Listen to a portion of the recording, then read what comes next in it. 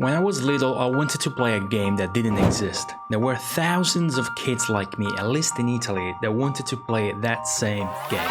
But instead, we got this. That's not a Pokemon. I have first-hand experience with this illegal happening of over 20 years ago, and I'm going to tell you about the masterpiece hidden behind that pirate scam. In the late 90s and early 2000s, the sidewalks of Rome, Italy, were full of men selling stuff like phone covers, purses, music CDs, sunglasses, for the most part illegally. Then there were the cooler ones, the most illegal ones, selling pirated PlayStation 1 CDs. It didn't help with my attention span. Hey, at least I got my hands in some exclusive Japanese games, right? Anyway, a surprising sight was that of a Pokémon game laid down together with the other one. They made a PlayStation 1 Pokemon game? Nope, but you didn't know any better, so you would get the game for €5, a brand new currency back then. You would bring it back home and you would get this. Knowing that the illegal sidewall trade came with the possibility of getting the wrong game, what you would do is you would buy it again, only to come back home to find that stupid rabbit staring at you. Again. Eventually the word got out. Every kid you knew was getting that Pokemon game, and they were also getting the rabbit. But the thing none of us realized at that time is that this game is a masterpiece. That game is Rescue Shot Bubibo. Rescue Shot Bubibo! Bubibo is the rabbit. ボー君食べ過ぎでしょボー君さっきはごめんね Not knowing any better, your first experience with the game would be this. But if you actually had a Namco Guncon, you could plug it in to defend the stupid rabbit while aiming at the screen. But what makes this game amazing?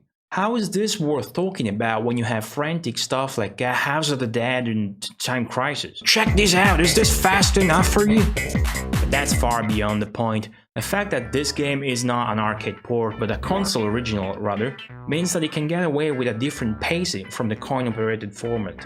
Slower, maybe, but think about it in terms of expanded instead, right?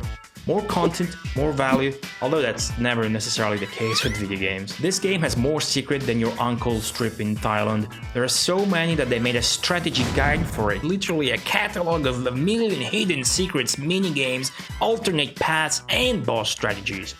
Rescue Shot has so much stuff to get and to do right that even after you cleared on hard mode without dying like I did, you'll still get great satisfaction from trying to get a high score. If you have a light gun setup, try this game.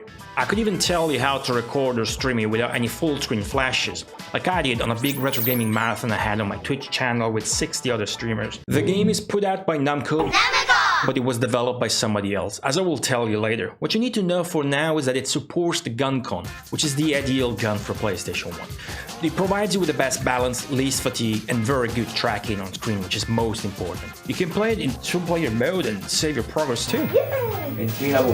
If you do not have a light gun setup, you might just play with the PlayStation mouse, or an emulator that supports the mouse input. Or even more easy, remember this?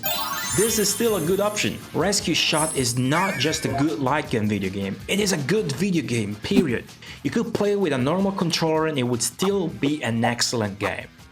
That way you can actually focus less on the aiming and more on the secrets and strategies, and I can vouch for the game being completely playable and mastered with the controller alone. The game was developed by Now Productions, who also made Ninja Assault, another Namco branded light gun game. This one is very different as it's an arcade game, but you can play that on PlayStation 2 as well. Just goes to show you how good these guys were. They worked with other big names and on some franchises you probably recognize. Now, I have a confession to make. There is something about Rescue Shot that I cannot possibly have you appreciate just by watching this video. That's the music. Go listen to it. It's my favorite PlayStation soundtrack and easily one of the best ever made, trust me. I know that the phenomenon of the fake Pokémon game being Rescue Shot was spread out to more than just my country. If you knew about this or experienced it even, I would like to know, so please do leave a comment about it. If you learned anything cool, please hit the like button so I can feed that rabbit. Ciao.